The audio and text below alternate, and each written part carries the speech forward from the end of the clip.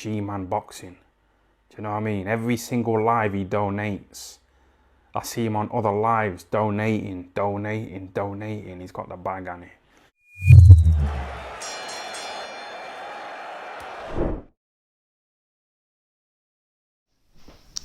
Alright, people. Review of the week time. So, we have a lot of fights to talk about because there was 3 cards on the weekend that we need to talk about because I didn't get a chance to cover all of them. There was obviously the Zone card, the Showtime card with Stephen Fulton, and we'll pick up from where we left off. But we'll talk about the card that happened in Australia in full because there was a lot of fights on the undercard that I didn't really get a chance to cover in the live streams. So we'll talk about them here. So obviously, first and foremost, Devin Haney, undisputed champion now at lightweight, getting a win over George Kambosos. Now, I remember saying in my watch-along that expect like a 116-112 type scorecard. And unfortunately, we got 2 of them. This was a shutout for Devin Haney. I think that a lot of people now, and I think in some ways it's a bit unfair, are, how do I say it? They're not saying Kambosos is a hype job or anything like that necessarily. They're kind of saying that he was, exposed badly. And look, he really hadn't an answer for anything Devin Haney was doing. He didn't adjust at all really well in the fight. But Kambosos is still a good fighter. I mean, he can still hang with these guys at world level. It's just a case of Devin Haney, that style, everything Devin Haney does in the ring was just too much for George Kambosos to cope with, and he fought a very one-dimensional type of fight. I mean, he really did. There was no real sophistication in anything he was doing. He was just hoping that he'd be able to land a couple of shots up close against Devin Haney. He really does a lot better when he's at mid-range. He's decent at mid-range. He's not the most sophisticated pressure fighter you'd ever see, and it really did tell, I should say, in this Haney fight. Now, in terms of Devin Haney, what he should be doing next, I did see Bob Arum come out and say that he would like to get him in there with Lomachenko. I'll see it here. He said that he'd like to make Lomachenko versus Haney for undisputed titles because obviously we know Devin Haney has, or I should say George Kambosos has a rematch clause for this fight. Now, I don't know if it's a Canelo type kind of situation where Kambosos could step aside, let another fight happen, have an interim fight in his own time, and then decide, do you know what, now I'm invoking the rematch. Or if it's a real case of there's a limit, you have from now to decide, do you want the rematch? If no, see you later. I'm not sure if it's like that. The problem for Kambosos is there's 2 reasons. One is he's not beating Devin Haney. I just think that even if he comes in better in a rematch, it won't be good enough because I think Devin Haney realised that he was in complete control and he didn't need to step on the gas. I mean, this is something that people kind of forget when they look at certain fights that have happened over the years. Like a good example would be Usyk versus AJ, which I'll talk about now in a wee bit. People look at the performance that Usyk did and similar to what Devin Haney did, and they say, okay, well, in a rematch the opponent just needs to maybe do this and he'll have a better chance of winning. And I would say, but hang on a minute, how do we know that Devin Haney and likewise Oleksandr Usyk, how do we know that was them trying their absolute best? Because for me it didn't look like that with Usyk, and again it didn't look like that for Devin Haney. It looked like there was more gears to go through. It looked like they had more to their game, but they were in a position where it's like, this is easy, what I'm doing is working, what is the point? What is the point of taking a stupid risk? What is the point of, really stepping on the gas when I have this in the palm of my hands anyway? So for Devin Haney, I think that even in a rematch, even if Kambosos maybe makes adjustments, Devin Haney has more gears to go through. There's more to his game. So I really don't see how Kambosos wins a rematch. And as well as that, the fight was not the most entertaining. It never really caught fire. And it was a conclusive win for Devin Haney. So what network would really want to put up the money for that fight? Would it do the same numbers? Because I believe, if you want to correct me on this, I believe if there is a rematch, it has to happen in Australia again. Now, watching that show in the arena it was in, the rafters were all empty. There was still empty seats on the front rows, so it didn't sell out. So what makes you think that a rematch would sell out or would even do as good as the first one in terms of numbers? So financially, I'm sure for the promoters, it's a case of there really is no point in having the rematch.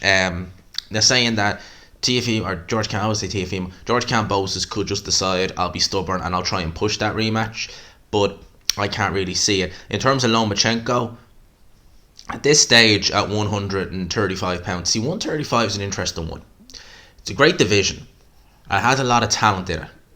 Lomachenko, I still think, is the best at 135, but he's at that age now where he can have a good performance one night, and the next fight, without any hint or warning, he could look old. You know, that sort of way. He's had injuries.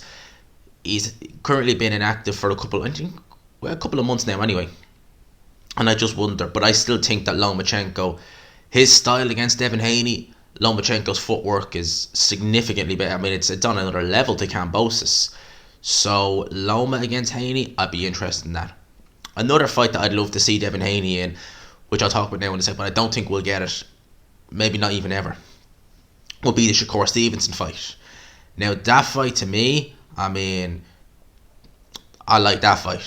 I really, really, really like that fight. Shakur versus Devin, I mean, I could easily see that, but I think Shakur is going to be sticking around at 130 just for the time being. I think he's going to look to go undisputed.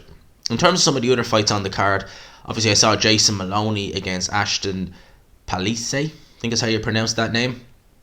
And I thought that Maloney wasn't looking the best in that fight early on, but he was able to close the show in the third round. We also saw David Nyeka. Now, he won a 5-round UD over a guy called Kareem Matiela.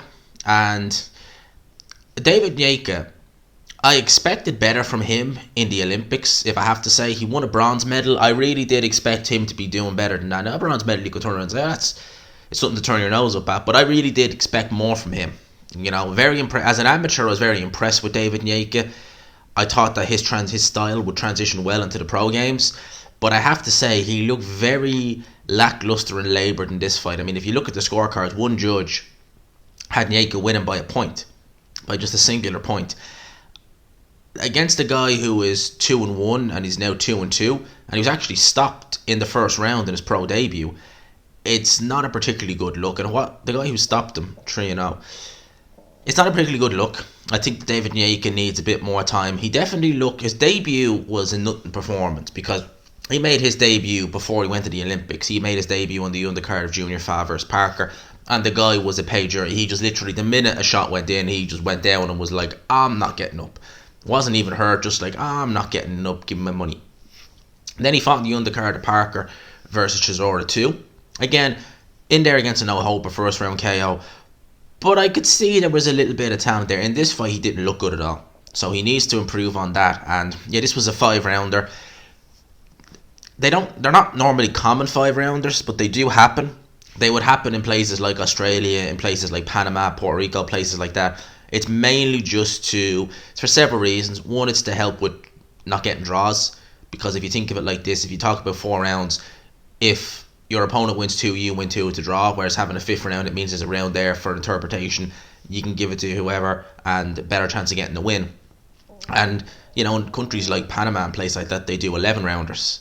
I think they even do 9 rounders. They do the uneven numbers there, so it's a 9 rounder or an 11 rounder, which makes no sense to me, but that's how they do it. And obviously the one fight on here as well, which this is gonna sashay into the next topic, Junior Fa versus Lucas Browne. Honestly, this was, I mean, Junior Fa weighed 268 pounds, and I assumed he came in lighter than that in previous fights, but he's come in actually similar weight, to be fair, in previous fights. I thought he would come in lighter than that, or he was naturally lighter than that, but obviously not. Browne came in heavy in this fight, and he looked out of shape. I couldn't believe it when they said that they were giving Lucas Browne a run out on this card, because I just thought, this guy is shot to pieces. How old is he now? He's 43, going on 44. He was knocked out in the round by Paul Gannon last year. He laboured to a KO victory. In fact, in a fight he was losing against the guy who was 14-2 last year, and, you know, knocked out by Dave Allen to the body. He got that horrific knockout by Dillian White, and I was just like, what the hell? How is this? How is Lucas Browne getting sanctioned? And he goes in there and he gets a 1st round knockout over Junior Fa. Look, far be it from me to say what Junior Fa should do, but that is such a bad look. I don't know how you'd come back from that. I mean, I'm not sure how you come back from a first round knockout loss to Lucas Browne. I really am unsure.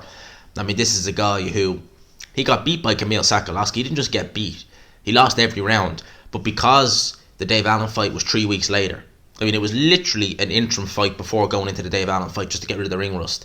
He lost that fight to Kamil Sakalovsky, but of course they were going to give him the decision. Because why wouldn't they? Because, I mean, even though it was a small hall show, they knew he's in a fight in 3 weeks' time. But they're trying to sell for Dave Allen to kind of have his coming out party. He's not going in there with a loss 3 weeks before. So, in reality, there should be 4 losses.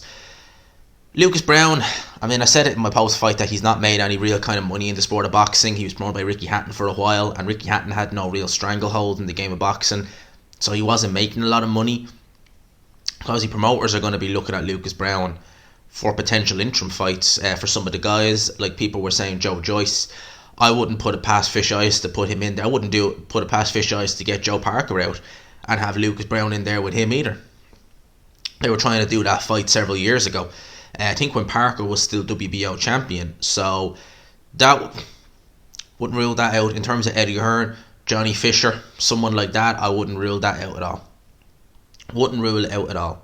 So that was the card that took place in America. In terms of the other card that took place in America, Stephen Fulton, he had his fight with Danny Rahman. Now I have to say, Danny Rahman was really stalking Stephen Fulton in this fight, but I thought he boxed very well. He won every single round on most of the judges' scorecards. And to be honest with you, I actually thought that he looked pretty good in that fight. I think that when I look at Stephen Fulton, I see a fighter who was just going from strength to strength to strength. He had a tough fight against Brandon Figueroa. That was a really, really competitive fight, and it was a majority decision, as you can see there. He's not the biggest puncher in the world. He hasn't had a knockout since 2019, but in terms of just sheer boxing ability and skill, I mean, he is one of the best in the business. He really is. I mean, you're going to have a very hard time outboxing this guy. It's a bit like Devin Haney, in a sense that he just... And I think Stephen Figueroa is more accepting of the fact that he's not a big puncher, so he just lets his boxing do the business for him. And Danny Rahman, probably safe to say he's seen better days at this stage, but nevertheless, he's still a good little fighter. And yeah, Stephen Fulton went in there, did what he needed to do, and a good win for him. On the undercard, there was David Morella. Now, he got a KO win over Calvin Harrison. Now, they've been actually talking, and Morella is only 7-0. But he had a good experience as an amateur. He's Cuban, being pushed by Showtime. And there's actually talk that maybe they'd be looking to do him versus David Benavidez in the immediate future. Now, that's an interesting fight. I like that fight. You know, when you look at the wins he's had, he got a nice stoppage over Atlantis Fox. Fox at this stage is fringe contender, but got a win over Lennox Allen. You know, he's not a bad fighter, this guy, Danny Morella. So, I'm probably saying that name wrong. Morella, no, I got it right. So, him against a Dave Benavidez, it might be a bit too early, but he is part of that Cuban boxing school, so you could potentially push him that little bit harder. So, watch the space with that. But I just thought that they were trying to do Benavidez versus Plant. Obviously, that's not happening. There's not even any talk of when Caleb Plant's going to be back in the ring. So, watch the space there with that. In terms of the card that was on the zone, like that, I only watched the main event. I mean, the actual undercard itself was pretty poor. I mean, it was pretty damn poor. So I got the main event in. Kenichi Ogawa versus Joe Cordina. I thought probably, if you asked me on Friday who I think would have won that fight, I probably would have said Ogawa would have won it, probably on points. But Joe Cordina, second round KO, tremendous right hand. I mean, Joe Cordina... I mentioned this in the live stream as well, I did. And I mean it in no disrespect to Cordina, but when he came through from the GB squad in 2016, he really... Nothing about him stood out. You know, there was really nothing about Joe Cordina that I looked at and thought, yes, we've got a world champion here. He was good in every aspect, but he wasn't really a master of anything. As Hatman would say, he was a jack of all trades and a master of none. That's really kind of what struck me with Joe Cordina. He seemed a fair enough puncher, decent speed, you know, just a bit good at everything. So I kind of didn't pay him that much attention. I looked at some of the guys like Anthony Fowler, who was a good puncher, Lawrence Okoli, who's gone on to become world champion, and obviously coming from the Rio squad, I would have thought that what was his name? Joshua Buatsi. He was the guy I was really looking at to kind of, bring it home. That sort of way. Like, he was the guy I was looking at to kind of be like the next kind of guy, because he was highly touted. But he's kind of, stagnated a bit. So Joe Cordina was really the dark horse of that. He went about his thing quietly, a bit like the Silent Assassin, and now he's obviously got the IBF world title, so credit to him. Shakur Stevenson was saying that he wants to unify and become undisputed. Well, he's already unified, but he'd become undisputed at 130. As good as Joe Cordina's win was, he's not beating Shakur. I mean, at 130, I can't see anyone beating him. And even at 135, it's going to be a job to beat this kid, because this kid's going from strength to strength to strength. Devin Haney is a tremendous talent, and Devin Haney is an excellent, brilliant fighter. But I think that Shakur still has more levels to go through in his career. I think that his ceiling is higher, and that's not take away from Devin Haney. His ceiling is very high, and that just shows how much I rate Shakur. In terms of some of the other news that we have going, Eddie Hearn let it slip that Jake Paul versus Tommy Fury is going to happen on August 13th. Interesting, the 13th of August. Jake Paul, Tommy Fury. Obviously, we know that fight was meant to happen in December 18th, as far as I remember it was, and didn't happen. Team Fury pulled out, if memory serves me correctly, and Jake Paul ended up fighting, what was the guy's name? Woodley again, knocked him out this time. So, look, they want to get that fight over the line. It's a fun... when Jake Paul came around first, I was kind of like... I said it before, I was like, oh, for God's sake, get rid of this guy. But I have to say, the more he's been fighting, the more he's been trash talking. I do kind of like these trash talkers. There's something... I like trash talkers when they can do it right. When they're trolling it right. There's some people who...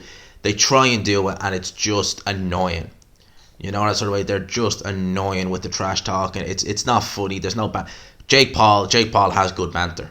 That little sketch with him and John Fury, where Jake Paul was goading John Fury at that visual conference, it was hilarious. And if they do this fight, if he can get to the UK and wind John Fury, it was just brilliant. I mean, I thought that was hilarious, the back and forth with him and John Fury.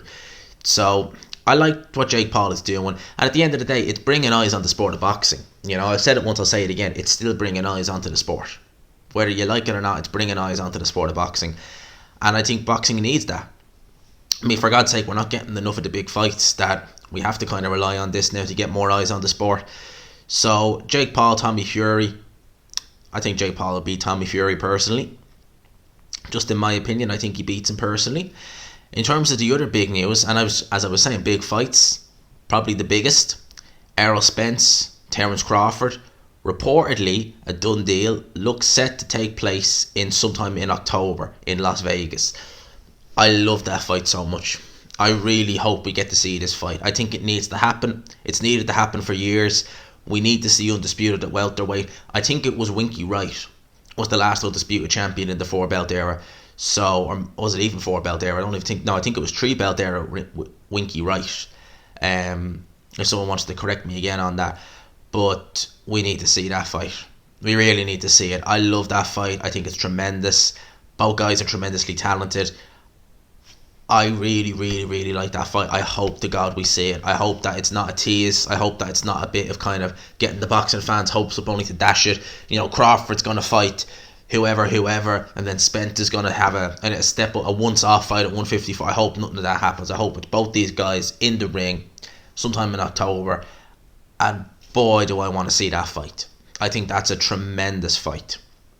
In terms of other welterweight news, people, wait until you hear this. I mean, you ready for this? Because believe me, man, this announcement right here, man, it's gonna blow your mind, right? Guess who's back on July 23rd in Chicago? Now listen, you ready? Right. Adrian Broner. Yeah, the problem is back against Omar Figueroa. I mean, Omar Figueroa, he's been DUI'd in training camp a few times. So 2 train wrecks meeting together, it's going to be one almighty bang. That's what it's going to be. Figueroa versus Broner. I mean, Broner has looked so shot. It's crazy. Losing to a Well, he didn't lose officially, But he lost that fight to that janitor last year. Good lord. Adrian Broner still fighting. He deserves a WTF video, doesn't he? Watch the space. In other news, Teofimo Lopez and Jack Catterall had it wasn't actually a back and forth. It was really more it was more respectful, actually. I mean, it wasn't a back and forth at all. But obviously Teofimo Lopez is going up to 140, and Jack Catterall obviously mentioned the fact that Josh Taylor won't fight him, and Teofimo Lopez, they kind of basically offered himself to Teofimo Lopez, and Lopez was like, hey, I'll down, get your people to contact mine. So Teofimo Lopez, I do believe that they announced, yes they did, that his debut will be against a guy called Pedro Campa, and that's going to be on August the 13th, same date as Jake Paul, Tommy Fury. But obviously I would imagine after that they might look to get the Jack Catterall fight over the line. Jack Catterall, he's not going to get that Josh Taylor rematch. It's just not going to happen. He just ain't going to get that Josh Taylor rematch. Josh Taylor is going to definitely go down the Jose Zepeda route, because it doesn't make any sense realistically for him to go to 147 pounds just at the minute. I'd say if Crawford and Spence have their fight, and if both guys move up, then imagine a lot of 140 guys are going to decide to go up to 147 after that. I'd imagine a lot of them will. A lot of them would decide that. Bob Arum has reiterated Tyson Fury is retired, and he will be retired until we come to him with the next big event. Then he'll unretire. So it's basically saying the winner of Fury Usyk, whoever wins that fight, if it's whoever he perceives to be a big event, he'll come out of retirement for that. That's basically from what I can gather from that. If Usyk wins, he's not fighting Usyk. I don't think he will. I'd not to say he's afraid of Usyk, no, but I don't think Fury sees that as a big enough event to get him motivated. Speaking of his last fight, on Dylan White, Eddie Hearn says he's a free agent. He can field offers from everyone. We'd love to get him back to winning ways. We've got a great relationship, and I'm sure everyone would like to see Dylan in big fights. So Eddie Hearn, I still think needs a big heavyweight, and Dylan White is one of them. But I can easily see Dylan White going down the Sky road, because he's worked with Sky before. He's going to continue his career, we know that. I do think maybe he should look at stepping away, but obviously not. He obviously looks to carry it on. Callum Smith has been ordered to have a final eliminator against Mishu Bradlinke as a final eliminator for the WBC world title, according to Hearn. Winner will be then mandated to fight Joe Smith Jr. versus Artur Beterbiev. So Anthony Yarde might have to wait then if that fight happens anytime soon and the winner is successful. Because I don't know, I would have imagined that most of those mandatories would have been pushed back a little bit, given the fact that it's a unification of sort. Well, it is a unification. I'm going to finish with this. Usyk AJ rematch targeted now. Was originally the date we were given was July the 20th or July 23rd. It's now going to be August 20th. Expected announcement this week. And it looks like it's going to be in Jeddah, Saudi Arabia in August the 20th. So a month after July.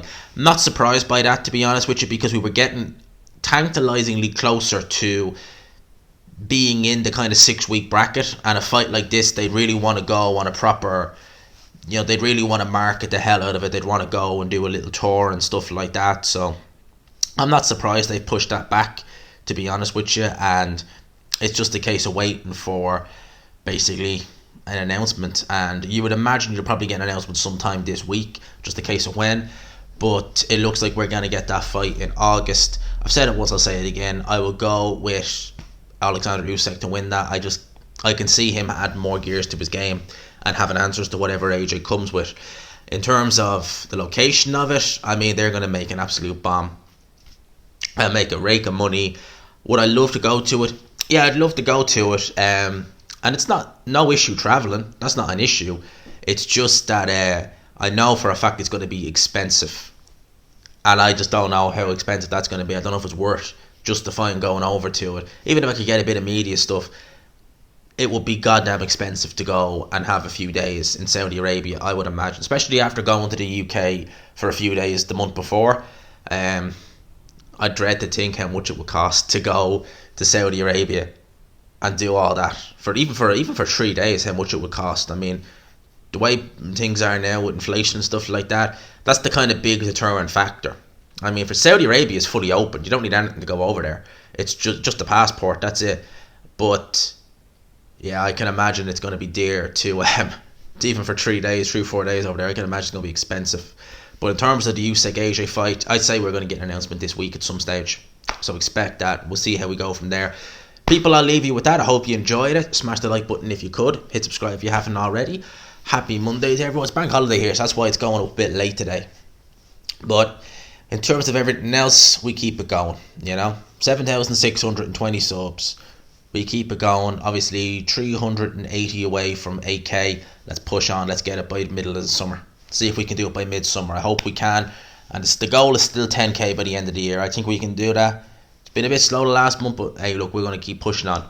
Let me know your thoughts in the comments. Hope you liked the video. Subscribe, of course, if you haven't already. Share the video as well, because that does help your boy out. For now, I'll leave you with that. Peace.